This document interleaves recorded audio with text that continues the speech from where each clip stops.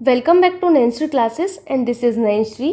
आज के इस वीडियो में हम पढ़ने वाले हैं पलासी का युद्ध, बक्सर का युद्ध और भारतीय राष्ट्रीय कांग्रेस के बारे में। आप लोगों को मैं मध्यकालीन भारत का इतिहास कंप्लीट करा चुकी हूँ। आज हम यहाँ पर कुछ नया पढ़ने वाले हैं। जो आपके सिलेबस में टॉपिक मेंशन किए गए हैं मैं उनको तो कवर कराऊंगी ही, लेकिन कुछ यहाँ पर मैं और टॉपिक आपको पढ़ाऊँगी क्योंकि मैं बिल्कुल भी रिस्क नहीं ले सकती आप लोगों के साथ। तो यहाँ पर आपको कुछ और टॉपिक भी पढ़ने होंगे। अगर इससे क्वेश्चन आता है तो बहुत अच्छी बात है, अगर नहीं आता है तो आपने पढ़ लिया है, ये बहुत अच्छी बात है।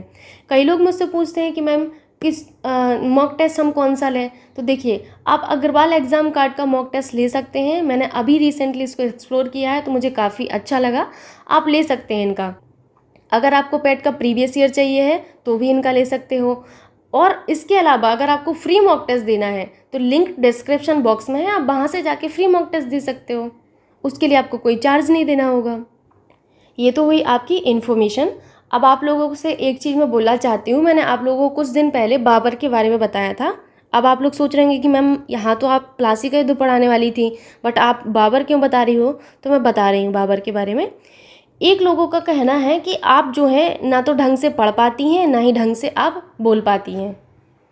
और मैंने जो बाबर के बारे में बताया था कि इन्होंने बादशाह की उपाधि धारण की थी मिर्जा की उपाधि को त्याग करके, तो उनका कहना है कि बादशाह है वो, बादशाह नहीं होता है। ठीक है, तो आपको मैं बता देती हूँ, एक बार फिर से रिपीट करा देती हूँ। यहाँ पर मैक्सिमम स्टूडेंट ऐसे होंगे जो इस बात को सपोर्ट करेंगे कि वो बादशाह ही होता है। तो आपको मैं बता दूँ कि 1504 में काबुल विजय के बाद बाबर की जो काबुल विजय थी, काबुल विजय के बाद बाबर ने मिर्जा की उपाधि त्याग दी थी। किसकी? मिर्जा की उपाधि। मिर्जा की उपाधि इनको किसने दी थी? इनके पूर्वजों ने दी थी। और इन्होंने बादशाह की उपाधि को धारण कर लिया था। किसकी? बादशाह की। ठीक है, अगर आप लोगों को प्रूफ चाहिए है तो देखिए, मैं इसका फ़ोटो आपको जो है भेज दूंगी आपके ग्रुप में, तो देख लीजिएगा आप लोग भी कि ये बादशाह ही होता है। खैर, जो बोल रहे थे उनको उनका आंसर मिल गया होगा अभी, बट आप लोग ऐसे किसी को गलत मत कहा करिए। जब तक खुद से ये चीज़ ना साबित कर लो कि वो चीज़ सही है कि नहीं है, तो दूसरे को गलत नहीं बोलना चाहिए,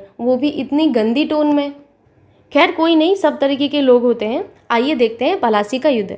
सबसे पहले पलासी के युद्ध में ये चीज़ आपको याद रखनी है, पलासी का युद्ध आपका 23 जून को हुआ था, 30 जून को नहीं हुआ था। ठीक है, 23 जून को हुआ था। कब? 1757 में हुआ था।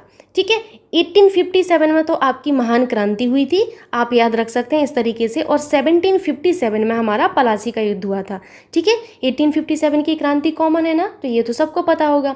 1757 की जो आपको रखना है कि ये हमारा पलासी का युद्ध हुआ था। ठीक है, पलासी के युद्ध के बारे में आप लोगों को कुछ चीज़ें याद रखनी है। जैसे ये आपका कहाँ पर हुआ था? ये नदिया ज़िले में हुआ था। कौन से ज़िले में? नदिया ज़िले में हुआ था। और भागीरथी नदी के किनारे हुआ था। किसकी? भागीरथी नदी के किनारे, भागीरथी नदी के किनारे। ठीक है, बात ये आती है कि युद्ध हुआ था तो किन के बीच में हुआ था? तो याद रखिएगा, ब्रिटिश ईस्ट इंडिया कंपनी, जो ब्रिटिश ईस्ट इंडिया कंपनी थी ना, ब्रिटिश ईस्ट इंडिया कंपनी की सेना और बंगाल के नवाब। बंगाल के नवाब उस टाइम कौन थे? तो बंगाल के नवाब थे सिराजुद्दौला। बंगाल के नवाब सिराजुद्दौला के बीच में। ठीक है, सिराजुद्दौला।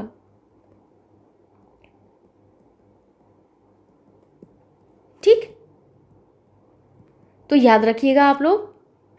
एक और आप लोगों को पूछा जा सकता है कि ये जो आपका पलासी है ये कहाँ पर स्थित है? तो पलासी जो है बंगाल में है। कहाँ पर? बंगाल में। मैं एक बार रिपीट कर देती हूँ, बंगाल के नदिया ज़िले। कहाँ पर? नदिया ज़िले के भागीरथी नदी के किनारे। ठीक है, भागीरथी नदी के किनारे। ठीक है, ये तो आप पहले पॉइंट में पढ़ चुके, भागीरथी नदी के किनारे। लेकिन आप लोगों को फिर से याद रखना है इतना कि ये बंगाल में पूछा जाता है आपसे, इसीलिए मैं आपको बता रही हूँ। ठीक, पलासी के युद्ध के समय आपको एक चीज़ याद रखनी है कि पलासी के युद्ध के समय भारत का मुगल बादशाह कौन था? तो ये था आपका आलमगीर द्वितीय। कौन था? आलमगीर द्वितीय। आलमगीर द्वितीय था। कब? जब आपका पलासी का युद्ध हुआ था उस समय भारत का मुगल बादशाह ये था। कौन था? मुगल बादशाह। ठीक है, मुगल आप पढ़ चुके हैं तो याद रखिएगा कि मुगल बादशाह जो था वो आपका कौन था? आलमगीर द्वितीय था। ठीक है, अब यहाँ पर जो लिखा हुआ है उसको एक बार मैं आपको समझा देती हूँ। वही लिखा है जो मैं आपको समझा रही थी।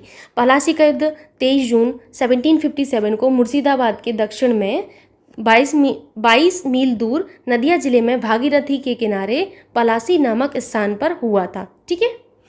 इस युद्ध में एक और ब्रिटिश ईस्ट इंडिया कंपनी की सेना थी और दूसरी ओर बंगाल के नवाब की सेना थी। बंगाल के नवाब सिराजुद्दौला ने अंग्रेजों की जो व्यापारिक कोठी थी इस पर कब्जा कर लिया था। कंपनी की सेना ने रॉबर्ट क्लाइव के नेतृत्व में सिराजुद्दौला को हरा दिया था। यानी कि जो पलासी का युद्ध हुआ था इसमें क्या हुआ था, सिराजुद्दौला को हरा दिया गया था। किसके द्वारा? आपकी जो कंपनी की सेना थी ना, ब्रिटिश ईस्ट इंडिया कंपनी की सेना, इसको हरा दिया गया था। क्योंकि ये जो ब्रिटिश ईस्ट इंडिया कंपनी की सेना थी ना, इसका नेतृत्व किसने किया था, ये पूछा जाता है कि पलासी के युद्ध में ब्रिटिश ईस्ट इंडिया कंपनी की सेना का नेतृत्व किसने किया था?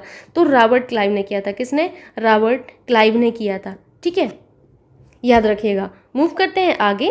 आगे है कि क्लाइव ने 9 फरवरी 1757 को सिराजुद्दौला को अलीनगर की संधि करने के लिए बाध्य किया था।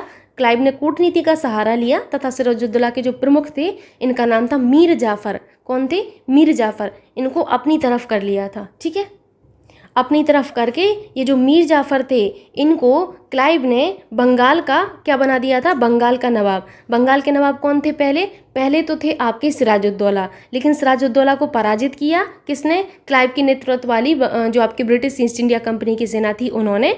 और यहाँ से इनके जो प्रमुख अधिकारी थे मीर जाफर, इनको बंगाल का नवाब बना दिया। क्या बना दिया? इनको बंगाल का नवाब बना दिया गया था। इतना आपको याद रखना है इस युद्ध के बारे में। मूव करते हैं आगे, जो कि है आपका बक्सर का युद्ध। ठीक है, देखिए बक्सर का युद्ध कब हुआ था? तो याद रखिएगा कि बक्सर का युद्ध हुआ था आपका 22 अक्टूबर 1764 को। कब हुआ था? 1764 को हुआ था। ठीक है, याद रखिएगा, बहुत इंपॉर्टेंट है, पूछा जाता है। इस तरीके से पूछा जाता है, आपको 4 युद्धों का क्रम लगाने को दे दिया जाएगा। ठीक, एक तो दे दिया जाएगा पलासी का, और एक दे दिया जाएगा आपको बक्सर का। ठीक है, और एक मान के चलो आपको दे दिया गया बांडीवास का, और एक आपको दे दिया गया बेदरा का। ठीक है, तो याद रखिएगा पलासी का कब हुआ था? मैंने आपको बताया था ट्रिक कि 1757 को हुआ था। बक्सर का युद्ध कब हुआ था? आपके सामने लिखा हुआ है 1764 को हुआ था। बांडीवास का कब हुआ था? 1760 को हुआ था। ठीक है, और बेदरा का युद्ध कब हुआ था? तो 1759 में हुआ था। ठीक, तो ये आप लोगों को याद रखना है, ये बहुत ही ज़्यादा महत्वपूर्ण है। ये आपको चारों युद्ध याद रखना है। ठीक, अगर आपसे क्रम लगाने को कहा जाए तो आप क्रम तो लगा लेंगे, बहुत सिंपल है। सबसे पहले कौन सा होगा? पलासी होगा, फिर आप कौन सा लिखेंगे? फिर बेदरा लिखेंगे, फिर आप बांडीवास लिखेंगे, फिर आप बक्सर लिखेंगे। सिंपल हो गया ना? चारों को आपको याद रखना है। अक्सर परीक्षाओं में इनका क्रम सजाने को आपसे कहा जाता है। मूव करते हैं अभी कि आपका बक्सर का युद्ध किस किस के बीच में हुआ था। तो बक्सर का युद्ध आपको याद रखना है, एक सम्मिलित सेना का युद्ध किसके साथ हुआ था? हेक्टर मुनरो के साथ। सम्मिलित सेना किस किस की थी? याद रखिएगा, Mir Qasim. Very very important, याद रखिएगा, एक व्यक्ति नहीं थे, मीर कासिम और मुगल बादशाह जो थे, मुगल बादशाह, ये बादशाह ही है। ठीक है, ये बादशाह मत कर देना, वो उपाधि थी, नहीं तो फिर आप लोग गलत कर दो। ठीक है, जो बादशाह थे आलम द्वितीय बा अवध के नवाब। कौन? अवध के नवाब। अवध के नवाब कौन थे? सिराजुद्दौला थे। अभी आप पिछले युद्ध में पढ़ के आए ना।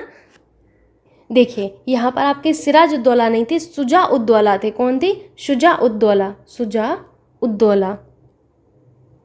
ठीक, शुजा-उद-दौला की जो सम्मिलित सेना है, इनका युद्ध किसके साथ हुआ था? हेक्टर मुनरो के साथ हुआ था। किसके साथ? हेक्टर मुनरो के साथ हुआ था। Very very important. ठीक है, हेक्टर मुनरो। ठीक, मुनरो। देखिए आप लोग इस तरीके से लिख लीजिएगा तो आपको ज़्यादा आसानी होगी। इस तरीके से बनाइएगा। एक तरफ आपको कौन लिखना है? एक तरफ आपको लिखना है ये जो आपके हैं मीर कासिम और मुगल बादशाह शाह आलम द्वितीय, शाह आलम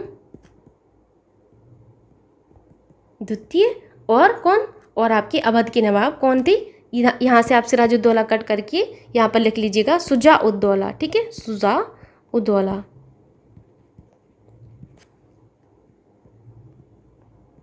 शुजा-उद-दौला।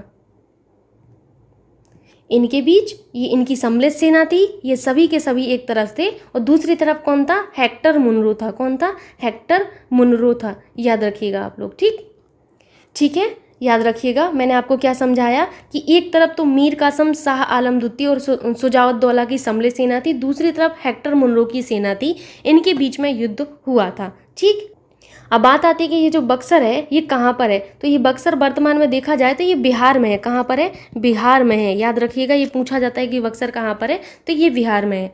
ठीक है, अब यहाँ पर पढ़ लेते हैं। मीर कासिम, मुगल बादशाह आलम द्वितीय, शाह आलम द्वितीय, ठीक है, अवध के नवाब शुजाउद्दौला, ठीक है, शुजाउद्दौला कर लीजिएगा, कि सम्मिलित सेना का युद्ध 22 अक्टूबर 1764 को बक्सर के मैदान में हेक्टर मुनरो के साथ हुआ था। इसमें सम्मिलित सेना पराजित हुई थी और बक्सर जो है वर्तमान में बिहार राज्य में स्थित है। इसमें देखिए कौन पराजित हुआ था? मीर कासिम, मुगल बादशाह शाह आलम द्वितीय और अवध के नवाब शुजाउद्दौला की जो सम्मिलित सेना थी वो पराजित हुई थी। हेक्टर मुनरो की जो सेना थी वो विजयी हुई थी। ठीक है, बक्सर के युद्ध के बाद आपकी जो है इलाहाबाद की निम्न 2 संधियां हुई थी। कौन कौन सी संधि हुई थी, आइए इसको समझते हैं। 2 संधियां जो हुई थी बक्सर के युद्ध के बाद, उनको आप लोग को जरूर से याद रखना है।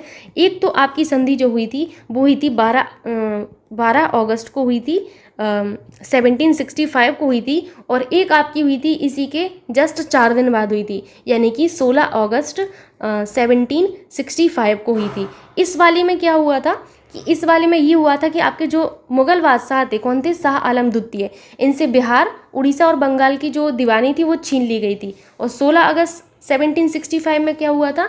इसमें हुआ था कि जो अवध के नवाब है शुजाउद्दौला, तो अवध के नवाब शुजाउद्दौला से इलाहाबाद और कड़ा का जो क्षेत्र था वो छीन लिया गया था। ठीक है, और किसको दे दिया गया था? ये आपका अवध के जो शुजाउद्दौला है उनसे छीनकर मुगल बादशाह को दे दिया गया था। ठीक है, तो ये दोनों ही संधियां महत्वपूर्ण हैं, प्लीज याद रख लीजिएगा। देखिए आप लोग,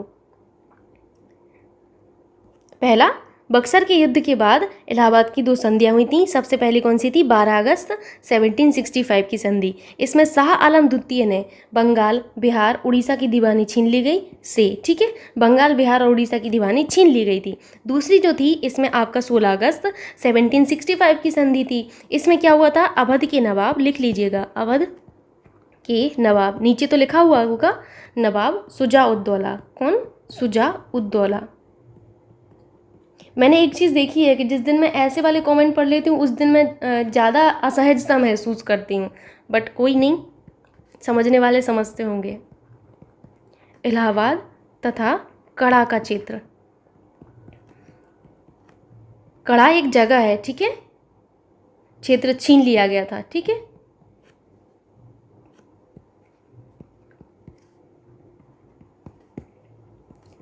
तथा मुगल बादशाह को दे दिया गया था।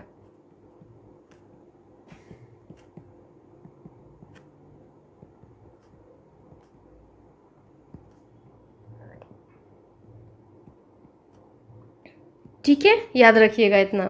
चलते हैं आगे। आगे वही लिखा हुआ है जो मैं लिखवा चुकी हूँ। तो अगला टॉपिक है हमारा 1857 की क्रांति। इन 2 युद्धों के बारे में आपको इतना ही याद रखना है, इनफ है, इससे ज़्यादा आपसे कुछ भी नहीं पूछा जाता है। ठीक है, अब हम पढ़ते हैं 1857 की क्रांति। इससे आपकी परीक्षा में अक्सर प्रश्न बनते हैं। तो 1857 की क्रांति के बारे में काफ़ी सारी चीज़ें आपको जानना है। पहले तो हम थोड़ा सा ओवरव्यू जानेंगे, फिर हम ये जानेंगे कि इस क्रांति के कारण क्या हैं, आखिर ऐसा क्या हुआ था। फिर हम ये देखेंगे कि इस क्रांति को अलग अलग जगह पर किया गया और अलग अलग जगह पर अलग अलग नेतृत्व करता थे, तो वो हम देखेंगे। ठीक है, आइए देखते हैं। सबसे पहला आपको ये चीज़ याद रखनी है कि 1857 की जो क्रांति थी इसका प्रारूप कहाँ पर तैयार किया गया था? इसका प्रारूप दिल्ली के लाल किले में बनाया गया था। कहाँ पर? दिल्ली के लाल किले में इसका प्रारूप बनाया गया था। वेरी वेरी इंपॉर्टेंट पॉइंट, याद रख लीजिएगा। अब बात आती है 1857 की क्रांति के प्रमुख कारण। तो 1857 की क्रांति के प्रमुख जो कारण था, इसमें देखिए एक तात्कालिक कारण आपका बताया गया। वैसे लोग इसको प्रमुख कारण बता देते हैं, लेकिन ये देखिए प्रमुख कारण नहीं था। कोई भी अगर क्रांति होती है तो एक चीज़ की वजह से नहीं हो जाती, बहुत सारी चीज़ें जब मिलती हैं तब जाके एक बहुत बड़ा रूप लेती हैं, तब जाके क्रांति होती है। तो आपका तात्कालिक कारण था ये ब्राउन बेस की जगह पर जो आपकी एनफील्ड राइफल है इनका प्रयोग करना। ठीक है, सो यहाँ पर याद रखिएगा कि ब्राउन बेस के स्थान पर नवीन एनफील्ड जो राइफल थी इनके प्रयोग करने का जो निर्णय लिया गया था, इस वजह से ये जो है एक कारण बना आपका कि 1857 की क्रांति का कारण बना। क्यों? क्योंकि इसमें एक अफवाह फैल गई थी कि इसमें जो कारतूस हैं इनमें गाय और सुअर की चर्बी है और जब हिंदू धर्म के लोग जो हैं गाय पर बात आती है तो आप सभी को पता है कि वहाँ पर फिर थोड़ा सा सिनेरियो चेंज हो जाता है। हिंदू धर्म अपने जो है धर्म के प्रति बहुत ज़्यादा जो है सजग रहता है, ये बिल्कुल भी बर्दाश्त नहीं कर सकता गाय के बारे में इन सब चीज़ों को। तो ये चीज़ जब इनको लग गई कि इसमें तो गाय की चर्बी प्रयुक्त की जा रही है और गाय को हम माता की तरह पूजते हैं, तो ये एक कारण बना था। ठीक है, मैं इसको आपको समझा देती हूँ। सबसे पहला आपको यहाँ पर याद रखना है कि इस विद्रोह का तात्कालिक कारण ब्राउन बेस की जगह एनफील्ड राइफल का लाना था। तो याद रखिएगा कि दिसंबर 1856 को, ठीक है, क्रांति कब हुई 1857 में हुई, लेकिन 1856 में, कब 1857 में सरकार ने पुराने लोहे वाली जो बंदूक थी ब्राउन बेस, इनकी जगह पर नवीन एनफील्ड राइफल के प्रयोग का निर्णय लिया। और इसका प्रशिक्षण कहाँ पर होता था? प्रशिक्षण याद रखिएगा कि इसका प्रशिक्षण होता था आपका डमडम अंबाला, जिस तरीके से बोल रहे हैं उसी तरीके से लिखते जाइएगा, ठीक है, डमडम अंबाला और सियालकोट। कहाँ पर? डमडम अंबाला और सियालकोट में इसका प्रशिक्षण होता था। किस चीज़ का प्रशिक्षण? बंदूक का प्रशिक्षण, कि आपको पुराने लोहे वाली बंदूक जो ब्राउन बेस थी उसकी जगह पर नवीन एनफील्ड राइफल का प्रयोग करना सिखाया जाएगा। तो इसका प्रशिक्षण डमडम अंबाला और सियालकोट में दिया जाता था। ठीक है, फिर ये जो है यहाँ पर जो कारतूस थे, कारतूस का जो ऊपर वाला मुंह था, जो ऊपरी हिस्सा था, इस ऊपरी हिस्सा को जो है हमें मुंह से काटना पड़ता था। ठीक, फिर बाद में पता चला, बंगाल की सेना में ये अफवाह फैल गई कि ये जो कारतूस हैं इनमें जो है गाय और सुअर की चर्बी का प्रयोग हुआ है। किसका? गाय और सुअर की चर्बी का प्रयोग हुआ है। और सैनिकों ने क्या किया? बंगाल के सैनिक जो थे जिनमें अफवाह फैली थी, इन्होंने इस चीज़ की जांच पड़ताल नहीं की, बस ये भड़क गए और इनको लगा कि जो हमारी सरकार है वो हमारे धर्म को भ्रष्ट कर रही है। तो यही एक तात्कालिक कारण बना था आपका 1857 की क्रांति का। आई होप आप समझ गए होंगे। अब आप लोगों को एक पॉइंट यहाँ पर लिखना है कि 1857 को बैरकपुर, कहाँ पर? बैरकपुर में सैनिकों की चर्बी वाले कारतूस का प्रयोग करने से इनकार कर दिया। किसने कर दिया था? बैरकपुर में सैनिकों ने। उनमें से एक सैनिक थी जिनका नाम था मंगल पांडे। इन्होंने अपने एक एजुडेंट पर आक्रमण कर दिया था। किस पर? एजुडेंट पर आक्रमण कर दिया था। ठीक है, बैरकपुर में सैनिकों ने चर्बी वाले कारतूस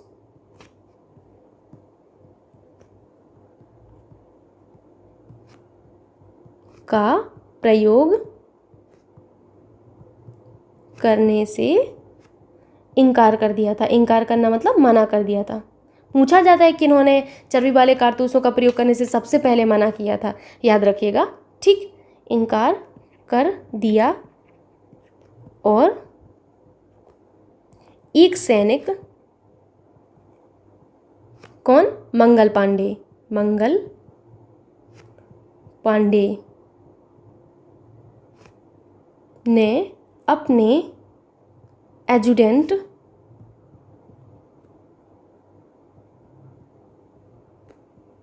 पर आक्रमण कर उसकी हत्या कर दी थी। किसकी? एजुडेंट की।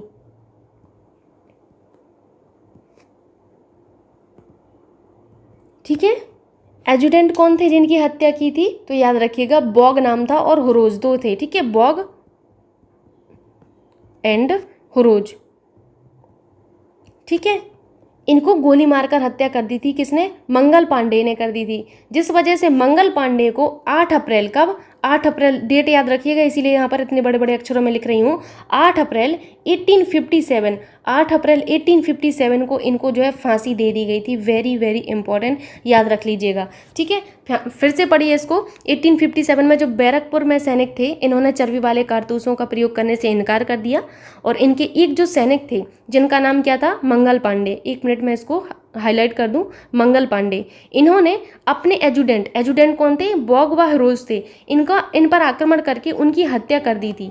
इनकी हत्या जब कर दी थी, इस कारण से मंगल पांडे को फांसी हो गई थी। कब? 8 अप्रैल 1857 को। याद रखिएगा, ये डेट आपको याद रखना है। ठीक है, तो ये तो आपने समझ लिया कि इस विद्रोह का तात्कालिक कारण क्या था। दूसरा है डलहौजी की राज्य हड़प और गोद हड़प नीति। इसमें क्या होता था कि जो दत्तक पुत्र होते थे, दत्तक पुत्र शासन नहीं कर सकता था। राज्य हड़प और गोद हड़प जो डलहौजी की थी, इसमें क्या था कि जो दत्तक पुत्र हैं, याद रखिएगा दत्तक पुत्र, मैं समझाती हूँ क्या होते हैं दत्तक पुत्र। दत्तक पुत्र शासन नहीं कर सकते थे। देखिए, दत्तक पुत्र वो होते हैं जिनके खुद के पुत्र नहीं होते, तो वो दूसरे को अपना जो है उत्तराधिकार बनाने के लिए किसी को और को ले लेते हैं। जैसे आपके जो नाना साहब हैं वो पेशवा बाजीराव द्वितीय के दत्तक पुत्र थे। इसी में लिख लीजिएगा कि जो आपके नाना साहब थे, नाना साहब किसकी? पेशवा बाजीराव द्वितीय की, पेशवा बाजीराव द्वितीय के दत्तक पुत्र थे।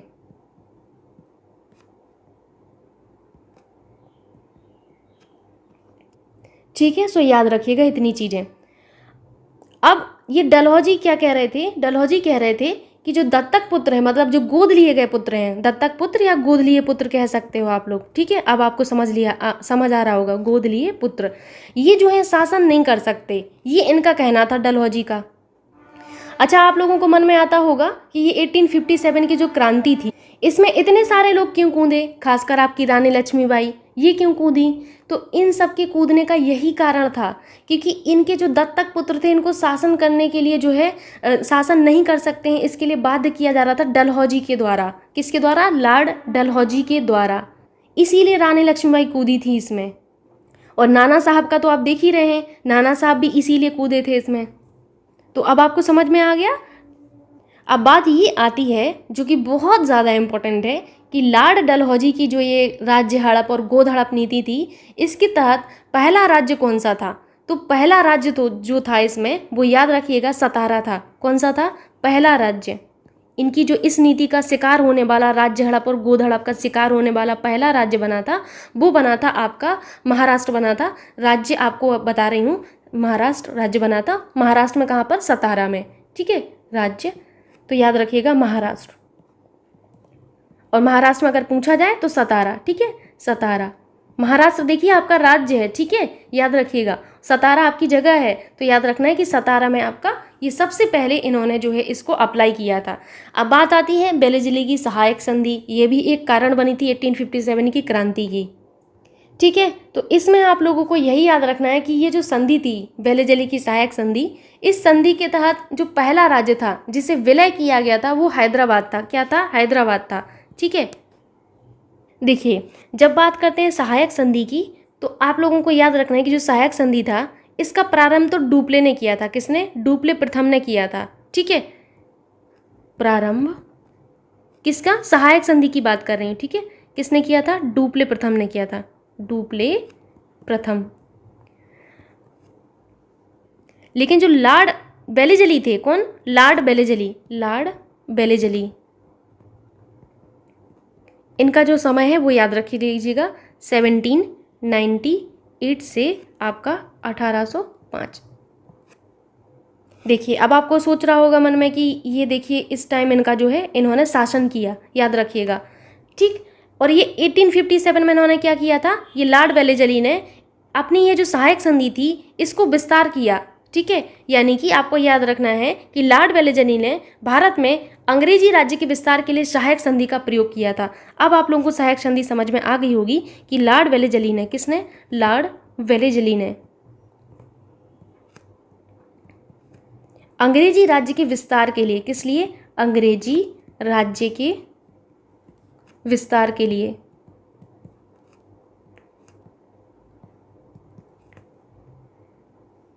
सहायक संधि का प्रयोग किया। तो आपको समझ में आ गया सहायक संधि क्या थी। लॉर्ड वेलेस्ली ने इसका प्रयोग क्यों किया था? अपने अंग्रेजी राज्य के विस्तार के लिए उन्होंने इसका प्रयोग किया था। और वेलेस्ली की जो सहायक संधि है, इसको सबसे पहले आपको सहायक संधि को याद रखना है कि ये आपके डुप्ले प्रथम ने इसको जो है सबसे पहले लाया था। उसके बाद लॉर्ड वेलेस्ली ने इसका विस्तार किया था। किस लिए? अंग्रेजों के राज्य का विस्तार करने के लिए। आपको इतनी चीज़ें याद रखना है। और एक जो पॉइंट मैं आपको बता रही थी वो याद रखना है कि इस संधि के तहत पहला राज्य जिसे विलय किया गया था तो वो आपका क्या था? वो था आपका हैदराबाद। ठीक, मैं लिख देती हूँ उस पॉइंट को, इधर ऊपर की तरफ लिख देती हूँ। वेलेस्ली की सहायक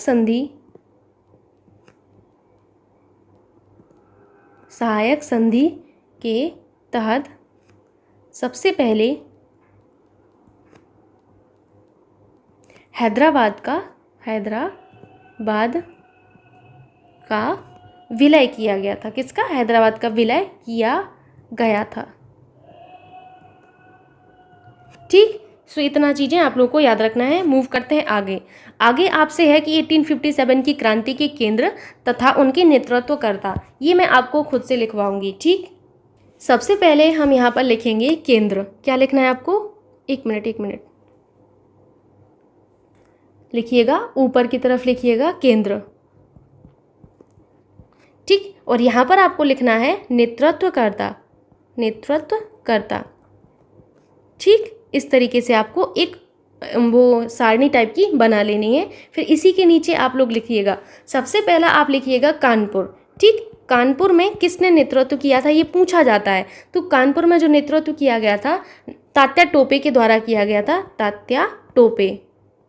और किसके द्वारा किया गया था? दो व्यक्ति थे, नाना साहब और तात्या टोपे। नाना साहब। ठीक है, ये आपको ज़रूर से याद रखना है, कई बार एग्जाम में पूछा जाता है। फिर बात करते हैं ग्वालियर की कि ग्वालियर में किसने नेतृत्व किया था? तो ग्वालियर में याद रखिएगा तात्या टोपे।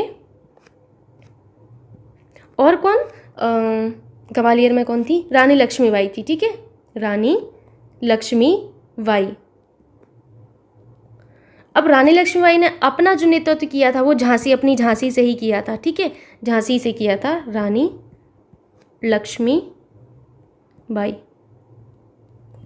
ठीक, अब हम बात करते हैं कहाँ की? फैजाबाद की। फैजाबाद। तो फैजाबाद में जो नेतृत्व किया था अहमदुल्लाह ने किया था। किसने? अहमदुल्लाह ने। इनके नाम अच्छे से लिखिएगा आप लोग। ठीक है, अहमदुल्लाह। ठीक है, अहमदुल्लाह ने किया था।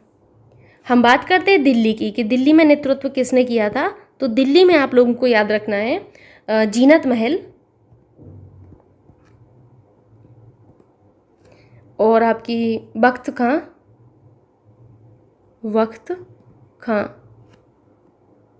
और आपकी बहादुर शाह द्वितीय ने। किसने? बहादुर शाह द्वितीय। ठीक, इतना लिखिए आप लोग, इसको मैं हटा देती हूँ। अभी लिख लिया आप लोगों ने। अब हम यहाँ पर देखने वाले हैं किसका? लखनऊ का। तो लखनऊ में आपका जो नेतृत्व किया था बेगम हजरत महल ने किया था। किसने? बेगम हजरत महल। पूछा जाता है आपसे। ठीक है, बेगम हजरत महल। ठीक, इलाहाबाद की बात करें, इलाहाबाद की, तो इलाहाबाद में जो आपका नेतृत्व किया था लियाकत अली ने किया था। किसने? लियाकत अली ने किया था। बनारस की बात करें, बनारस, तो बनारस में भी आपका नेतृत्व लियाकत अली ने ही किया था। अगर हम आपसे पूछें कि जगदीशपुर में किसने नेतृत्व किया था, वेरी वेरी इंपॉर्टेंट, जगदीशपुर पूछा जाता है एग्जाम में। जगदीशपुर में जो नेतृत्व किया था वीर कुंवर सिंह और अमर सिंह ने किया था। किसने? वीर कुंवर सिंह और अमर सिंह ने किया था। ठीक है, बरेली में किसने नेतृत्व किया था? तो बरेली में आप लोगों को याद रखना है खान बहादुर खान है। किसने? खान बहादुर खान। ठीक है, समझ में आ रहा है आप लोगों को? आप लोगों को एक समस्या नहीं होनी चाहिए। ऐसे लोग जो कुछ भी बोलते हैं वो आते जाते रहते हैं, बट आप लोग तो मेरे बहुत करीब हो, आप लोगों को समझ में आना चाहिए, ये उद्देश्य है मेरा। बाकी ऐसे बोलने वाले लोग बोलते रहते हैं। एक दो और मैं आपको बताना चाहूँगी, खासकर असम का पूछा जाता है, तो मुझे लग रहा है कि असम का बता ही देती हूँ। असम का मनिदीराम दत्ता ने किया था। किसने? मनिदीराम मनिधि राम दत्ता। कौन? मनिधि राम दत्ता ने किया था। और मेरठ का, ठीक है, ये बस आपको याद रखना है कि मेरठ में किसने नेतृत्व किया था? कदम सिंह ने किया था। किसने? कदम सिंह। ओके, इतनी चीज़ें आप लोग को याद रखना है। मूव करते हैं आगे, इसको मैं हटा रही हूँ। आगे आपसे कुछ पॉइंट्स लिखे गए हैं कि 1857 की क्रांति की जो तिथि है वो कब निर्धारित की गई थी? 31 मई 1857 को निर्धारित की गई थी। क्या निर्धारित की गई थी? 31 मई 1857 को निर्धारित की गई थी। पूछा जाता है आपसे कि आपकी जो क्रांति है इसका समय कब निर्धारित किया गया था? तो 31 मई निर्धारित किया गया था। ये जो विद्रोह था 1857, इसका प्रतीक क्या था? कमल, कमल व रोटी। कमल व रोटी जो है इस विद्रोह का प्रतीक था। Very very important. आगे चलते हैं। आगे आपसे कुछ इंपॉर्टेंट पॉइंट लिखवाए गए हैं जो कि आपको पढ़ना है ध्यान से। इस विद्रोह का जो नेतृत्व करता था वो आखिरी मुगल बादशाह कौन था? बहादुर शाह जफर द्वितीय था। कौन था? बहादुर शाह जफर द्वितीय था। Very very important. भारत की स्वतंत्रता संग्राम में हिस्सा लेने वाली सर्वप्रथम महिला बेगम जो थी वो हजरत महल थी। कौन सी? सर्वप्रथम महिला बेगम हजरत महल थी, जो भागकर कहाँ चली गई थी? नेपाल चली गई थी। ये बहुत इंपॉर्टेंट पॉइंट है कि भारत की स्वतंत्रता जो संग्राम है इसमें हिस्सा लेने वाली प्रथम वीमन कौन थी? तो बेगम हजरत महल थी। प्लीज़ याद रख लीजिएगा। अब हम बात करते हैं तात्या टोपे की। तो तात्या टोपे का जो वास्तविक नाम था वो रामचंद्र पांडुरंग था। क्या था? रामचंद्र पांडुरंग था। और ये जो है नाना साहब के कमांडर इन चीफ थे और इन्हें 1859 में फांसी दे दी गई थी। कब? 1859 में। ठीक है। नेक्स्ट है कि वीर कुंवर सिंह को बिहार का सिंह कहा जाता है। ये पूछा जाता है किसको बिहार का सिंह कहा जाता है? तो वीर कुंवर सिंह को कहा जाता है। ठीक है। 1857 का प्रत्यक्षदर्शी कौन है? मिर्जा गालिब है। बहुत बार एग्जाम में पूछा गया है कि 1857 का जो प्रत्यक्षदर्शी है वो कौन है? तो मिर्जा गालिब है। ठीक है। आगे आप लोगों को याद रखना है कि 1857 का जब विद्रोह हुआ था तो उस समय ब्रिटेन के प्रधानमंत्री कौन थे? विश्वकांत पामस्टर्न थे। Viscount Palmerston. Very very important. ठीक है। पामस्टर्न गलत लिखा हुआ है, किस तरीके से लिखा जाता है यहाँ पर करेक्ट कर लीजिएगा। पामस्टर्न। ठीक है। देखिए कुछ भी चीज़ अगर गलत लिखी भी होती है तो मैं उसको आपको लिखना तक सिखा देती हूँ। अब इससे ज़्यादा आप बताइए कि मैं और क्या करूँ। यहाँ पर कुछ भी मिस्टेक होता है मैं हमेशा आपको बोल देती हूँ कि इस तरीके से नहीं, इस तरीके से करना है। तो दिखने वालों को एफर्ट दिखते हैं, ऐसा नहीं है। बाकी शायद आपको नहीं पता होगा कि मैं कितनी ज़्यादा मेहनत करती हूँ आप लोगों के लिए। 1857 के विद्रोह के समय ब्रिटेन के जो प्रधानमंत्री थे उनको आपको याद रखना है, ये बहुत ज़्यादा महत्वपूर्ण है। 1857 के विद्रोह के समय भारत का गवर्नर जनरल कौन था? लॉर्ड कैनिंग था। वेरी वेरी इंपॉर्टेंट अगेन कि 1857 का जो विद्रोह हुआ था उस समय भारत का गवर्नर जनरल कौन था? तो लॉर्ड कैनिंग था। ब्रिटेन के प्रधानमंत्री विश्वकांत पामस्टर्न थे एंड भारत का गवर्नर जनरल आपका कौन था? लॉर्ड कैनिंग थे। लॉर्ड कैनिंग जो है इनके बारे में ये फैक्ट आपको याद रखना है कि भारत में कंपनी द्वारा नियुक्त जो है अंतिम गवर्नर जनरल थे और ब्रिटिश सम्राट के अधीन नियुक्त भारत का पहला वायसराय था। ठीक है। सो ये जो है आपके अंतिम गवर्नर जनरल थे और ब्रिटिश सम्राट के अधीन अगर देखा जाए तो फर्स्ट वायसराय थे। Very very important. पूछा जाता है सीधा सीधा भारत का पहला वायसराय कौन था? Lord Canning. ठीक है। कंपनी द्वारा नियुक्त आपका जो है अंतिम गवर्नर जनरल कौन था? Lord Canning. समझ में आ रहा है ना? ये लॉर्ड कैनिंग के बारे में ही बोला जा रहा है। नेक्स्ट है कि 1857 के विद्रोह के दमन में सरकार ने भारतीय फौज के नव गठन के लिए पील आयोग का गठन किया था। पूछा जाता है कि पील आयोग का गठन कब किया गया था? तो भाई पील आयोग का गठन किया गया था 1857 के विद्रोह के बाद। किसके बाद? 1857 के विद्रोह के बाद। इसमें क्या हुआ था? पील आयोग में जो भारतीय फौज है इसके नव गठन से लेकर कुछ बातें यहाँ पर की गई थी। ठीक है। अब कुछ यहाँ पर आप लोगों को याद रखना है कि आपके जो भारत के कुछ ऐसी पर्सनैलिटीज़ हैं जिन्होंने 1857 के लिए कुछ ना कुछ कहा है। जैसे आपके वीडी सावरकर जो हैं, वीडी सावरकर ने इनकी एक पुस्तक थी the Indian war of independence. Very very important. न जाने कितनी बार एग्जाम में पूछी गई है कि the Indian war of independence किसकी पुस्तक है? तो वीडी सावरकर की है। हालांकि पुस्तक और लेखक में आपको पढ़ा चुकी हूँ मैं वहाँ पर, लेकिन यहाँ पर याद रखना है कि इनके द्वारा जो पुस्तक लिखी गई the Indian war of independence, इसमें विद्रोह को सुनियोजित स्वतंत्रता संग्राम की संज्ञा दी गई थी। पूछा जाता है किसने 1857 के विद्रोह को आपका सुनियोजित स्वतंत्रता संग्राम की संज्ञा दी। तो आप याद रखिएगा कि सुनियोजित स्वतंत्रता संग्राम की संज्ञा जो दी थी वो आपकी वीडी सावरकर ने दी थी। ठीक है, इन्होंने इसे स्वतंत्रता संग्राम की पहली लड़ाई कहा। कई बार एग्जाम में पूछा जाता है कि 1857 की क्रांति को, 1857 की जो क्रांति है इसको स्वतंत्रता की पहली लड़ाई किसने कहा, तो वीडी सावरकर ने कहा। ठीक, आगे देखते हैं हम सर सैयद अहमद खान द्वारा लिखित पुस्तक Asbab e Baghawat e Hind. Again very very important, इनके द्वारा जो पुस्तक लिखी गई किसके द्वारा, सर सैयद अहमद खान के द्वारा, असबाब ए बगावत ए हिंद। इसमें 1857 के कारणों के बारे में इन्होंने चर्चा की है। ठीक, अब जो आपको याद रखना है आरसी मजूमदार सर के बारे में कि ये जो हैं आरसी मजूमदार सर, इनको भारत सरकार द्वारा 1857 विद्रोह का जो इतिहास है उसको लिखने के लिए नियुक्त किया गया था। और आरसी मजूमदार ने 1857 के विद्रोह को तथाकथित प्रथम राष्ट्रीय स्वतंत्रता संग्राम, ना तो प्रथम, ना राष्ट्रीय और ना ही स्वतंत्रता संग्राम था, ये कहा। बहुत ही ज़्यादा महत्वपूर्ण है, पूछा जाता है किसने 1857 के विद्रोह को ना तो प्रथम, ना राष्ट्रीय, ना ही स्वतंत्रता संग्राम कहा, तो आरसी मजूमदार सर ने कहा था। ठीक, इतना समझ में आया।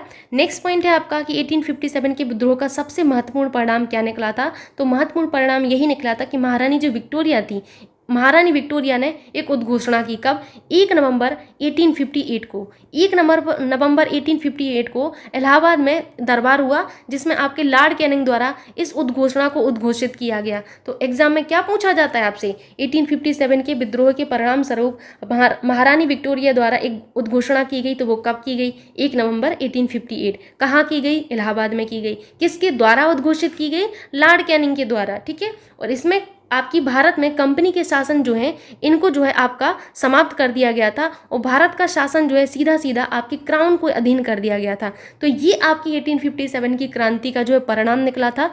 ठीक, वेरी वेरी इंपॉर्टेंट, याद रख लीजिएगा। ठीक, तो ये आपका जो है एक टॉपिक और समाप्त हो गया। अब यहाँ पर हम देखने वाले हैं भारतीय राष्ट्रीय कांग्रेस को। अगर हम बात करें भारतीय राष्ट्रीय कांग्रेस की तो इनकी स्थापना आपकी 1885 में हुई थी। 1885 आपको याद रखना है किसने की थी, तो ए.ओ. ह्यूम ने की थी। ए.ओ. ह्यूम ने की थी। ए.ओ. ह्यूम जो है इनका पूरा नाम था आपका Allan Octavian Hume. Allan Octavian Hume. ठीक है, तो यहाँ पर आप देखिएगा कि एलन ऑक्टेवियन ह्यूम भारतीय सिविल सेवा के सेवानिवृत्त ब्रिटिश अधिकारी थे और 1884 में, कब, 1 साल पहले, इन्होंने भारतीय राष्ट्रीय संघ इंडियन नेशनल यूनियन की स्थापना की थी। और यही बाद में आपका जो है क्या आपका भारतीय राष्ट्रीय कांग्रेस का अग्रदूत था। किसका, भारतीय राष्ट्रीय कांग्रेस का अग्रदूत कौन था, तो आपके एलन ऑक्टेवियन ह्यूम थे। ठीक है, आगे हम देखते हैं भारतीय राष्ट्रीय कांग्रेस की स्थापना। अगेन वेरी वेरी इंपॉर्टेंट, पहला तो आपको यही याद रखना 1885 में हुई थी, ए.ओ. ह्यूम के द्वारा की गई थी। इनका पहला अधिवेशन बहुत महत्वपूर्ण होता है। तो इनका जो पहला अधिवेशन है वो 28 दिसंबर, कब, 28 दिसंबर 1885 को कहाँ पर होना था, तो इनका जो पहला सम्मेलन है वो होना था पुणे में होने वाला था। कहाँ पर, पुणे में। बट पुणे में जो है प्लेग फैल गया। कहाँ पर, पुणे में प्लेग फैल गया। पहले ये पुणे में होना था, ठीक है, याद रखिएगा, पहले पुणे में होना था, लेकिन वहाँ पर प्लेग फैल गया जिसके कारण इनका जो पहला अधिवेशन है वो बम्बई में हुआ था। फिर कहाँ पर, बम्बई में हुआ था। तो यहाँ पर आपको लिखा हुआ है कि बम्बई स्थित गोकुलदास तेजपाल संस्कृत विद्यालय में आयोजित किया गया। ध्यान से समझिए, जैसे पुणे में क्या हुआ था कि प्लेग फैल गया था और यहीं पर डिसाइड था कि हम यहाँ पर पहला सम्मेलन करेंगे, पहला अधिवेशन करेंगे, लेकिन यहाँ पर नहीं हुआ। जब यहाँ पर नहीं हुआ तो ये मुंबई में स्थित जो गोकुलदास तेजपाल संस्कृत विद्यालय है यहाँ पर आयोजित किया गया था। डेट वेरी वेरी इंपॉर्टेंट, 28 दिसंबर 1885, 28 दिसंबर 1885। ठीक है, याद रखिएगा। अब आपसे अगर पूछा जाए कि भारत में जो कांग्रेस है वो आपकी किसकी सहायता से आया था, देन आंसर होगा दादा भाई नौरोजी। ये एक पारसी व्यक्ति थे, ये एक आपके क्या थे, पारसी व्यक्ति थे। ठीक है, याद रखना है आपको, बहुत महत्वपूर्ण है कि भारत में कांग्रेस एक पारसी व्यक्ति दादा भाई नौरोजी की सहायता से आया था। दादा भाई नौरोजी को grand old man of India कहा जाता है। ये आपसे पूछा जाता है किसको grand old man of India कहा जाता है, देन याद रखिएगा आप लोग कि दादा भाई नौरोजी को grand old man of India कहा जाता है। अब हम बात करते हैं कांग्रेस के दूसरे अधिवेशन की। तो कांग्रेस का दूसरा अधिवेशन 1886 में हुआ था। कब हुआ था, 1886 में हुआ था। डेट याद नहीं रखनी, बस आपको सन याद रखना है कि 1886 में हुआ था। अध्यक्षता किसने की थी, कहाँ हुआ था, तो कोलकाता में हुआ था। कहाँ पर, कोलकाता में। पहला अधिवेशन बम्बई में किसने अध्यक्षता की, व्योमेश चंद्र बनर्जी ने की, अभी मैं लिखवाऊंगी आपको। दूसरा अधिवेशन कोलकाता में हुआ, किसने अध्यक्षता की, तो इसमें अध्यक्षता जो की थी इन्हीं दादा भाई नौरोजी ने की थी, जिन्हें grand old man of India कहा गया। तो नौरोजी ने ही इसमें जो है अपनी अध्यक्षता की थी, याद रखिएगा। ठीक, आगे हम चलते हैं। आगे आपसे पॉइंट है कि भारतीय राष्ट्रीय कांग्रेस की स्थापना लॉर्ड डफरिन जो वायसराय काल था उस टाइम पर हुई थी। वेरी वेरी इंपॉर्टेंट, आपसे ये पूछा जाता है अक्सर एग्जाम में कि भारतीय राष्ट्रीय कांग्रेस की स्थापना किसके वायसराय काल में हुई थी। तो आप, इसका मतलब ये है कि कौन वायसराय था जब आपके भारतीय राष्ट्रीय कांग्रेस की स्थापना की गई, तो लॉर्ड डफरिन था। कौन था, लॉर्ड डफरिन था। और ये इतने महान व्यक्ति कि जिसकी कोई सीमा नहीं।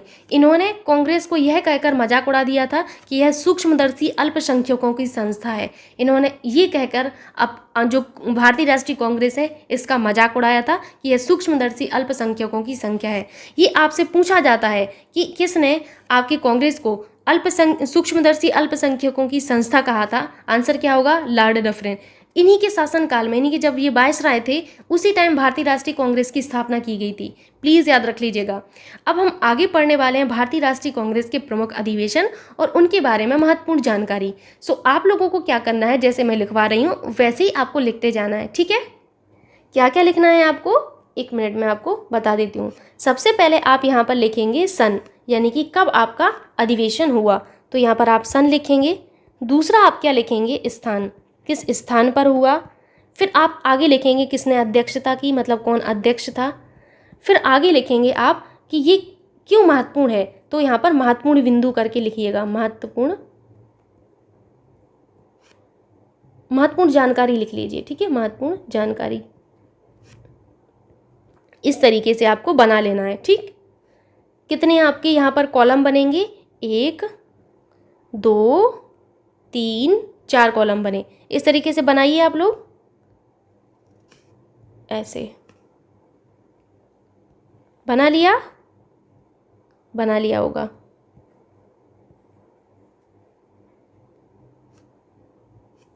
अब हम शुरुआत करते हैं पहले ही अधिवेशन से। ठीक, पहला अधिवेशन कहाँ हुआ था, आपका बम्बई में हुआ था। कब हुआ था, 1885 में हुआ था। तो लिखिए 1885। एक मिनट में, पेन का कलर थोड़ा सा, अभी सही है। स्थान बम्बई, अभी आपको बताया मैंने, बम्बई में हुआ था। पहले पुणे में होने वाला था लेकिन वहाँ प्लेग फैल गया। किसने अध्यक्षता की थी, तो आपका व्योमेश चंद्र बनर्जी ने अध्यक्षता की थी। किसने, व्योमेश चंद्र बनर्जी। व्योमेश लिखा है, ठीक है, इस तरीके से व्योमेश लिखते हैं, व्योमेश। ठीक, व्योमेश चंद्र बनर्जी। ये क्यों महत्वपूर्ण रहा ये अधिवेशन, तो ये पहला अधिवेशन था। महत्वपूर्ण जानकारी में यही लिखना है, प्रथम अधिवेशन। ये प्रथम अधिवेशन था। ठीक है, प्रथम अधिवेशन। ठीक, अब हम बात करते हैं दूसरे अधिवेशन की। दूसरा अधिवेशन कब हुआ, 1886 में हुआ था। कहाँ पर हुआ था, कोलकाता में हुआ था। कोलकाता। किसने अध्यक्षता की थी, तो अभी आपको मैंने बताया, दादा भाई नौरोजी ने। दादा भाई नौरोजी। ये क्या था, ये दूसरा अधिवेशन था। पहला दूसरा आपको इसी तरीके से याद रखना है। अब आपको देखिए सारे अधिवेशन याद नहीं रखने हैं, इतना आपको माथा नहीं खपाना है। जो महत्वपूर्ण है सिर्फ वही याद रखने हैं। तो अब मैं आपको महत्वपूर्ण बताने वाली हूँ। आपको क्रम से लिखना है। 1886 हो गया, अब आपका 1887 आपको याद रखना है। ये आपका कहाँ पर हुआ था, ये आपका मद्रास में एक अधिवेशन हुआ जिसकी अध्यक्षता बदरुद्दीन तैयब जी ने की थी। किसने, बदरुद्दीन तैयब।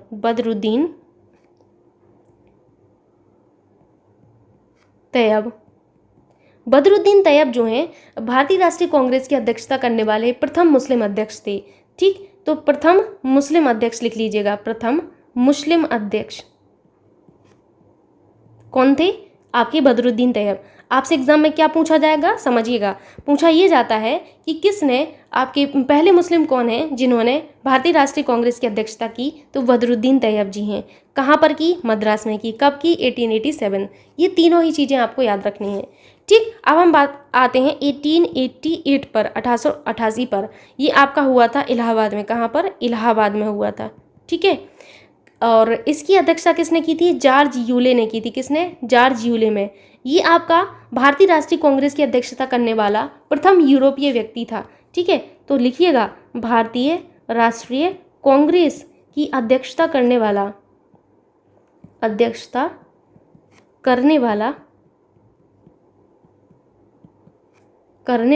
प्रथम यूरोपीय व्यक्ति लिख लीजिएगा, यहाँ पर जगह नहीं है। ठीक, तो इस तरीके से आपको आगे भी लिखते चलना है। मैं बार बार इस टेबल को नहीं बनाऊंगी, बस मैं सीधा सीधा लिखती जाऊंगी। ठीक, आप समझ गए? इसी में आपको आगे लिखते हुए जाना है इसमें। ठीक है, इस तरीके से लिखते जाइएगा। 1888 हो गया। उसके बाद आपको याद रखना है 1896 का। कौन सा? 1896 का।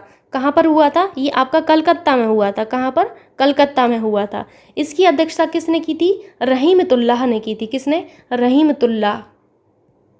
रहीमतुल्लाह ने की थी। क्या इसमें महत्वपूर्ण जानकारी है कि वंदे मातरम गाया गया था। वेरी वेरी इंपॉर्टेंट, पूछा जाता है कि वंदे मातरम आपका कब गाया गया था, तो आपको याद रखना है 1896 में, कलकत्ता अधिवेशन में। ठीक है, वंदे मातरम गाया गया। यहाँ से आपको 50 तरीके के क्वेश्चन मिल जाएंगे इस पूरे स्लाइड से, आपको दिख रहा होगा। फिर आपको याद रखना है 1901 का अधिवेशन। कौन सा? 1901 का अधिवेशन, वेरी वेरी इंपॉर्टेंट। ये भी आपका कलकत्ता में हुआ 1901 का अधिवेशन। इसकी अध्यक्षता दीनशा वाचा ने की थी। किसने? दीनशा वाचा ने की थी। दीनशा वाचा जो है आपकी, इनकी अध्यक्षता में आपका जो है कलकत्ता में एक अधिवेशन हुआ, जिसमें गांधी जी ने हिस्सा लिया था। पूछा जाता है गांधी जी ने पहली बार किस अधिवेशन में हिस्सा लिया था, तो कलकत्ता अधिवेशन 1901 गांधी ने हिस्सा लिया। गांधी जी लिख लीजिएगा आप लोग। ठीक है, हिस्सा लिया। अब हम बात करते हैं 1901 हो गया। फिर बात आती है 1905 का अधिवेशन, जो कि आपका कहाँ पर हुआ था? ये वाराणसी में हुआ था। तो बनारस पहले कहते थे, बनारस में हुआ था। गोपाल कृष्ण गोखले की अध्यक्षता में। सो लिखिएगा, गोपाल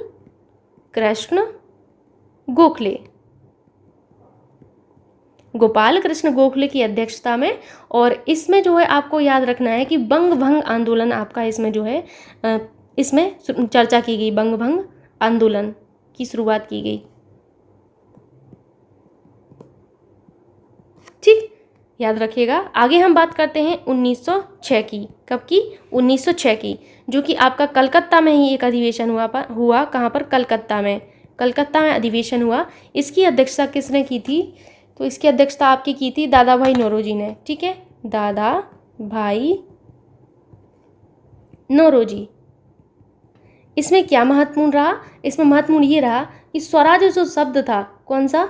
स्वराज शब्द, वेरी वेरी इंपॉर्टेंट। स्वराज लिखा है। ठीक है, स्वराज शब्द का उल्लेख किया गया। किसका? स्वराज शब्द का उल्लेख किया गया था इस वाले अधिवेशन में। पूछा जाता है कि स्वराज शब्द का उल्लेख कब किया गया और किसकी अध्यक्षता, इस अधिवेशन की अध्यक्षता किसने की थी? तो गोपाल कृष्ण गोखले ने की थी। और आपका जो है किसने की थी? दादा भाई नौरोजी ने की थी। दादा भाई नौरोजी ने की थी। और 1906 में अधिवेशन हुआ था आपका। गोपाल कृष्ण गोखले ने तो बनारस वाला अधिवेशन किया था, जिसमें बंग भंग आंदोलन जो है इसका प्रस्ताव लाया गया था। ठीक, आगे आपको देखना है 1906 हो गया। फिर आपका आता है 1911 का अधिवेशन, वेरी वेरी इंपॉर्टेंट। कहाँ पर हुआ? कलकत्ता में। किसकी अध्यक्षता में? तो B.N. धर की अध्यक्षता में। B.N. धर। क्या महत्वपूर्ण रहा? इसमें पहली बार राष्ट्रगान गाया गया, वेरी वेरी इंपॉर्टेंट। राष्ट्रगान किस अधिवेशन में गाया गया?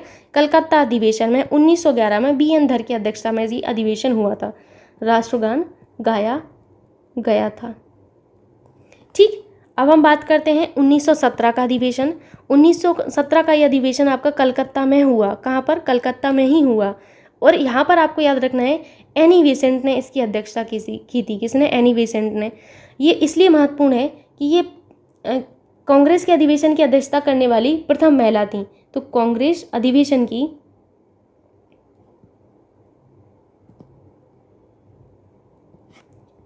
अध्यक्षता करने वाली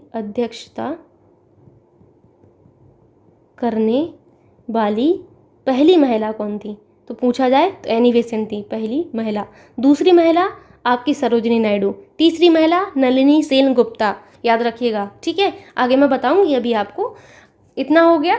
अब हम बात करते हैं आपकी 1924 के अधिवेशन की।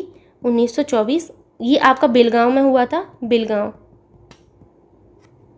बेलगांव कहाँ पर है? ये कर्नाटक में, लिख लीजिएगा, पूछा जाता है एग्जाम में, बेलगांव कहाँ पर है? कर्नाटक में।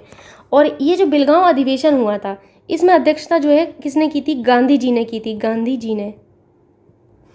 इसमें महत्वपूर्ण ये है कि एकमात्र अधिवेशन जिसकी अध्यक्षता गांधी जी ने की वो यही था, ठीक है। तो कांग्रेस का एकमात्र अधिवेशन, कांग्रेस का एकमात्र अधिवेशन जिसकी अध्यक्षता गांधी जी ने की थी, ठीक, गांधी जी ने की। आगे हम देखने वाले हैं 1925 का अधिवेशन, ये भी बहुत महत्वपूर्ण है। 1925 का ये कानपुर में हुआ था, कानपुर में, ठीक, जो आपकी सरोजिनी नायडू जो है, आपकी सरोजिनी नायडू की अध्यक्षता में हुआ था। नायडू ये क्या थी? ये आप लोगों को याद रखना है। पहला, एकमात्र भारतीय महिला जिन्होंने कांग्रेस अधिवेशन की अध्यक्षता की, ठीक है, एकमात्र। एनी बेसेंट तो आपकी पहली वुमेन थी, बट याद रखिएगा वो आपकी भारतीय नहीं थी, ठीक है। इसीलिए मैं यहाँ पर भारतीय, अगर पूछा जाए आपसे कि पहली भारतीय महिला कौन थी जिसने कांग्रेस की अधिवेशन की अध्यक्षता की, तब आंसर आपका क्या होगा? तब आपका सरोजिनी नायडू होगा। लेकिन अगर ये पूछा जाए, सिर्फ पहली महिला पूछी जाए, तो आपका आंसर होगा एनी बेसेंट। रुकिए मैं आपको समझा देती हूँ, एक मिनट। जिन्होंने कांग्रेस अधिवेशन की अध्यक्षता की, प्लस आपको याद रखना है यहाँ पर कि आपकी द्वितीय महिला अध्यक्ष, द्वितीय महिला अध्यक्ष किसकी? कांग्रेस की, कांग्रेस की द्वितीय महिला अध्यक्ष। अब मैं आपको समझाती हूँ कैसे। देखिए, अगर आपसे कहा जाए कि भारतीय राष्ट्रीय कांग्रेस की अध्यक्षता करने वाली पहली महिला कौन थी? पहली महिला, तो आपका आंसर होगा एनी बेसेंट, ठीक है। ध्यान से समझिएगा, ठीक है। अगर आपसे कहा जाए कि पहली भारतीय महिला कौन थी जिन्होंने कांग्रेस के अधिवेशन की अध्यक्षता की, तो पहली भारतीय महिला अगर कहा जाए, तब आपका आंसर क्या होगा? तब आपका आंसर हो जाएगा सरोजिनी नायडू, क्योंकि यहाँ भारतीय जुड़ गया, ठीक है। अगर सिर्फ पहली महिला कहा जाए तो एनी बेसेंट ही करिएगा, सरोजिनी नायडू, ठीक है। अगर आपसे पूछा जाए कि दूसरी महिला कौन है भारतीय राष्ट्रीय कांग्रेस की अधिवेशन की अध्यक्षता करने वाली, तब भी आपका आंसर होगा सरोजिनी नायडू। आई होप आप समझ गए होंगे, ठीक। ये हो गया आपका 1925 का। अब हम बात करते हैं 1933 का अधिवेशन, जो कि आपका कहाँ पर हुआ था? कोलकाता में हुआ था, ठीक, कलकत्ता। किसने अध्यक्षता की? नलिनी सेन गुप्ता ने। किसने? नलिनी सेन गुप्ता जी ने इसकी अध्यक्षता की। और ये आपके कांग्रेस के अधिवेशन की, कांग्रेस के अधिवेशन की, ये अधिवेशन लिखा है और ये कांग्रेस लिखा है, ठीक है, कि अध्यक्षता करने वाली, अध्यक्षता करने वाली तीसरी महिला, कौन सी? तीसरी महिला, ठीक है, तीसरी महिला अध्यक्ष, ठीक। अब हम बात करते हैं 1938 की, 1938 की। तो इस अधिवेशन की अध्यक्षता आपकी जो है किसने की थी? सुभाष चंद्र बोस ने, जो कि आपके हरिपुरा में हुआ था। कहाँ पर? हरिपुरा में। हरिपुरा कहाँ पर है? हरिपुरा गुजरात में, लिख लीजिएगा, बहुत महत्वपूर्ण है, पूछा जाता है, गुजरात। अध्यक्षता किसने की? तो सुभाष चंद्र बोस ने की थी, सुभाष चंद्र बोस, ठीक है। इसको लिखिए। अगला आपको लिखना है 1939 का। सोच रहे होंगे इतना कैसे याद रखेंगे, इसके लिए देखो बार बार पढ़ना ही पड़ेगा आपको।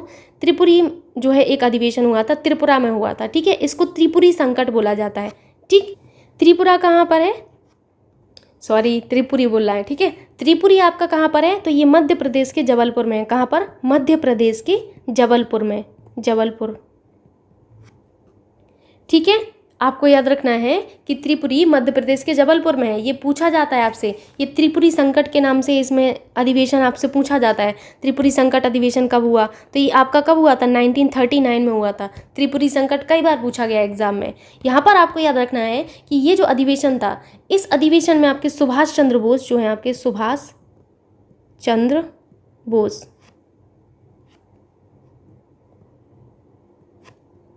और एक और व्यक्ति थे आपके राजेंद्र प्रसाद। यहाँ पर 2 व्यक्ति क्यों आए मैं समझाती हूँ। राजेंद्र प्रसाद क्योंकि आपके जो सुभाष चंद्र बोस हैं इन्होंने कांग्रेस पद से इस्तीफा दे दिया था इस अधिवेशन में, तो महत्वपूर्ण में यही लिखना है। सुभाष चंद्र बोस ने क्या किया था, कांग्रेस पद से इस्तीफा दे दिया था, कांग्रेस पद से इस्तीफा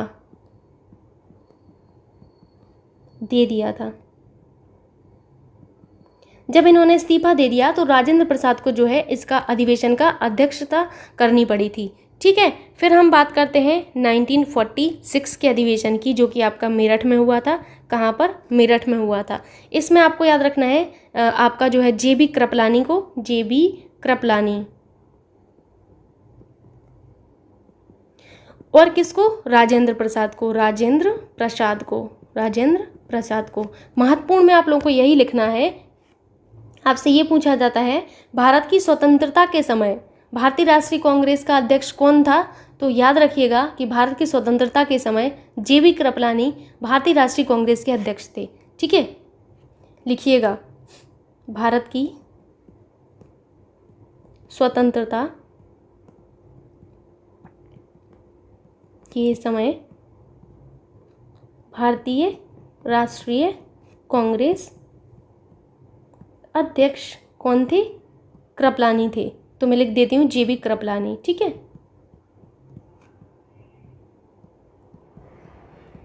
ठीक, इसी के आगे लिखिएगा, मैं इधर की तरफ लिख दे रही क्योंकि जगह नहीं है।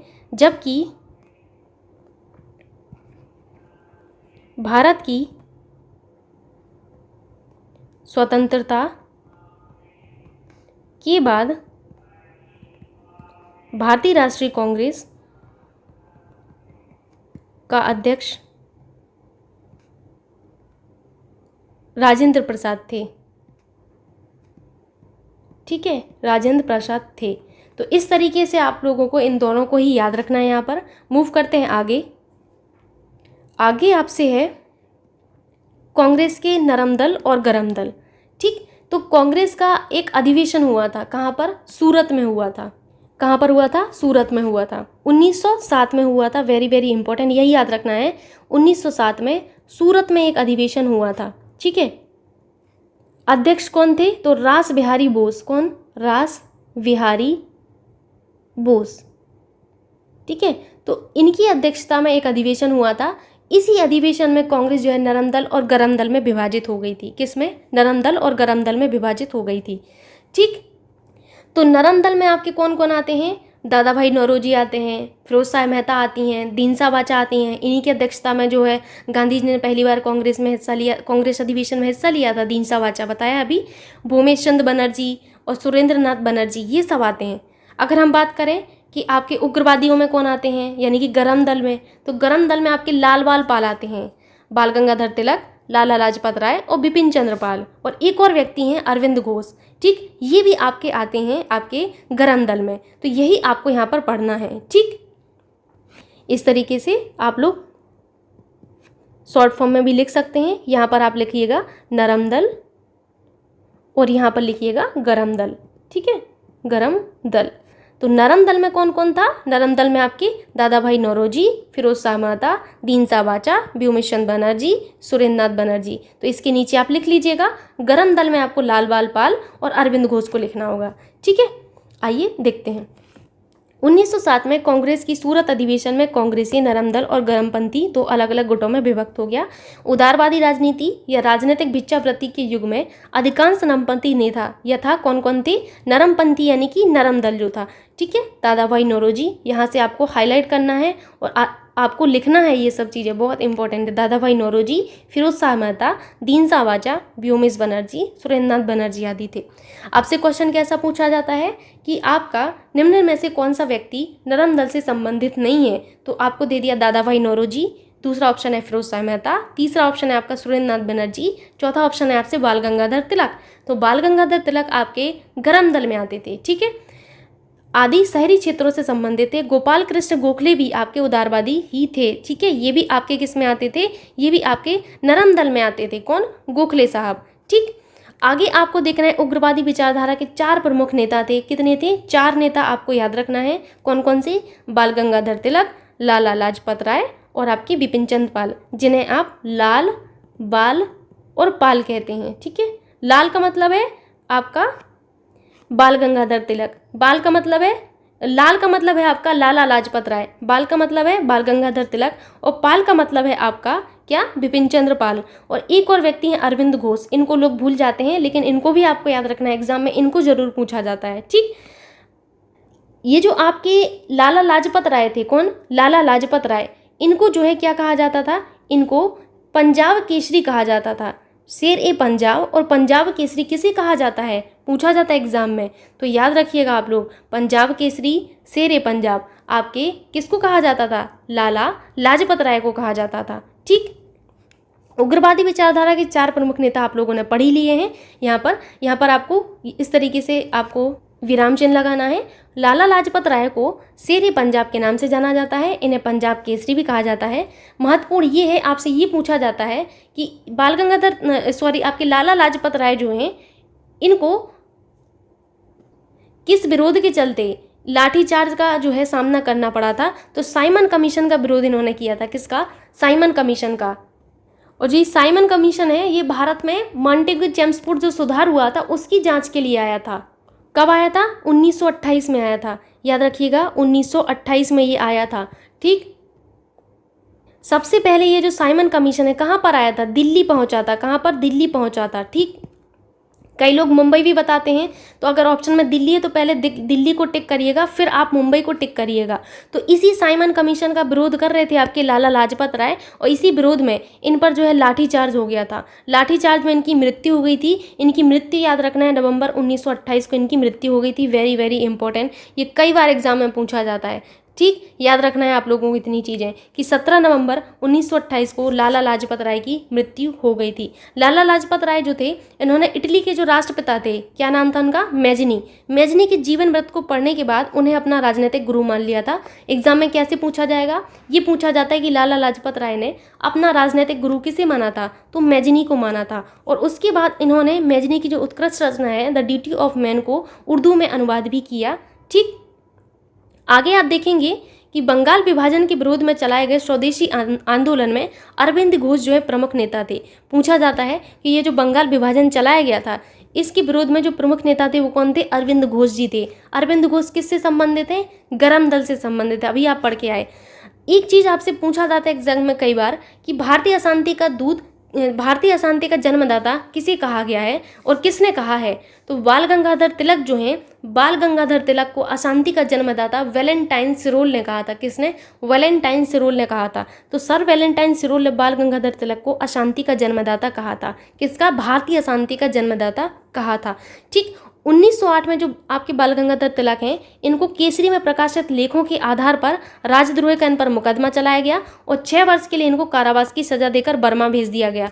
एग्जाम में कई बार पूछा जाता है कि आपके बाल गंगाधर तिलक को किसमें प्रकाशित लेखों के आधार पर राजद्रोह का मुकदमा चलाया गया और इनको कारावास भेजा गया? तो आपको याद रखना है केसरी में प्रकाशित लेखों के आधार पर, और 6 वर्ष की सजा सुनाई गई और कहाँ भेज दिया गया? बर्मा भेज दिया गया था। ठीक है, इसी सजा के विरोध में मुंबई में जो कपड़ा मिल था, उनके मजदूरों ने देश में पहली राजनीतिक हड़ताल कर दी थी। पूछा जाता है पहली राजनीतिक हड़ताल कहाँ पर हुई थी और किसके विरोध में हुई थी, मतलब किसके विरोध में हुई थी? तो याद रखिएगा कि बाल गंगाधर तिलक को कारावास भेज दिया गया था। इस वजह से इसके विरोध में जो है मुंबई में, कहाँ पर? मुंबई में कपड़ा मिल मजदूरों ने पहली राजनीतिक हड़ताल की थी। ठीक, बात ये आती है कि मांडले जेल में इन्होंने गीता रहस्य नामक एक पुस्तक लिखी थी। पूछा जाता है किस जेल में इन्होंने अपना जो है गीता रहस्य पुस्तक लिखी और किसके द्वारा लिखी गई? तो गीता रहस्य आपकी बाल गंगाधर तिलक के द्वारा लिखी गई, मांडले जेल में लिखी गई थी। ठीक है, और ये जो तिलक थे ये सांप्रदायिकतावादी नहीं थे। इन्होंने महाराष्ट्र में शिवाजी महोत्सव और गणपति महोत्सव का जो है आरंभ किया था। वेरी वेरी इंपॉर्टेंट, एग्जाम में पूछा जाता है आपसे शिवाजी महोत्सव और गणपति महोत्सव का आरंभ किसने किया था? तो तिलक साहब ने किया था, ताकि जनता में राष्ट्र सेवा की जो भावना है वो जागृत हो सके। उसके बाद बाल गंगाधर तिलक की 1 अगस्त 1920 को मृत्यु होने के बाद उनकी अर्थी को महात्मा गांधी के साथ मौलाना शौकत अली और डॉक्टर सैफुद्दीन किचलू ने उठाया था। ठीक, तो यहाँ पर आपको सबसे पहले तो याद रखना है कि 1 अगस्त 1920 को मृत्यु किसकी हुई थी? तिलक साहब की हुई थी। किसकी? तिलक साहब की। लाला लाजपत राय की मृत्यु लाठीचार्ज से कब हुई थी? आपको बताया है मैंने, 1928 में मृत्यु हुई थी साइमन कमीशन के विरोध में। और तिलक की मृत्यु 1 अगस्त 1920 को, कन्फ्यूजन बहुत होता है, याद रखिएगा कि 1 अगस्त 1920 को मृत्यु हुई थी तिलक साहब की। और इनकी मृत्यु के बाद इनकी अर्थी को महात्मा गांधी के साथ मौलाना शौकत अली और आपके जो डॉक्टर सैफुद्दीन किचलू हैं, ये सैफुद्दीन किचलू वही हैं आपके जो आपके जलियांवाला बाग हत्याकांड था ना, उससे संबंधित थे। क्योंकि उस टाइम क्या था, रोलट एक्ट लाया गया था। कौन सा? रोलट एक्ट लाया गया था। उसी रोलट एक्ट का विरोध कर रहे थे डॉक्टर सैफुद्दीन किचलू। ठीक, तो फरवरी 1919 को गांधी ने बम्बई में सत्याग्रह सभा का गठन किया था। फिर मार्च 1919 में जो क्या हुआ कि आपके रोलट एक्ट को लागू किया गया था। कब? मार्च 1919 में। कब? मार्च 1919 में रोलट एक्ट को लागू कर दिया गया। और इस एक्ट के विरोध में जो पंजाब के 2 प्रमुख नेता थे, एक का नाम था डॉक्टर सत्यपाल। कौन था? डॉक्टर सत्यपाल। मैं आगे पढ़ाऊंगी, अभी आप सुनते जाइए बस। डॉक्टर सत्यपाल और एक और थे डॉक्टर सैफुद्दीन किचलू। ठीक है, तो मैं लिख देती हूँ किचलू। ठीक है, इन दोनों व्यक्तियों को क्या कर दिया गया था? इन दोनों व्यक्तियों को जो है गिरफ्तार कर लिया गया था। किस एक्ट के विरोध में? रोलट एक्ट के विरोध में। रोलट एक्ट जिसे काला कानून, बिना अपील, बिना वकील, बिना दलील का कानून कहा जाता है, यही आपका एक्ट था जिसके विरोध में आपके डॉक्टर सैफुद्दीन किचलू को गिरफ्तार किया गया था। और यही व्यक्ति हैं किचलू साहब जिन्होंने आपके बाल गंगाधर तिलक की जो अर्थी थी उसको जो है कंधा दिया था, उठाया था। और मौलाना हजरत मोहिनी ने शोक गीत पढ़ा था। एग्जाम में यही पूछा जाता है कि किसने इनकी अर्थी को उठाया, कब इनकी मृत्यु हुई और किसने शोक गीत पढ़ा। इतनी चीज़ें आपको याद रखनी है। तो ये हुआ आपका जो है इस वीडियो का अंत। यहाँ पर मैंने जितनी भी चीज़ें आपको बतानी थी वो सारी चीज़ें बता दी हैं। एंड होप करती हूँ कि आपको ये वीडियो अच्छा लगा होगा। एंड रिक्वेस्ट है आपसे कि आप जितना ज़्यादा से ज़्यादा वीडियो को शेयर कर पाएँ, बस उतना शेयर कर दीजिए। बाकी आप लोगों से मुझे कुछ नहीं चाहिए है। मिलते हैं नेक्स्ट डे की वीडियोज़ के साथ। तब तक के लिए बाय बाय, टेक केयर।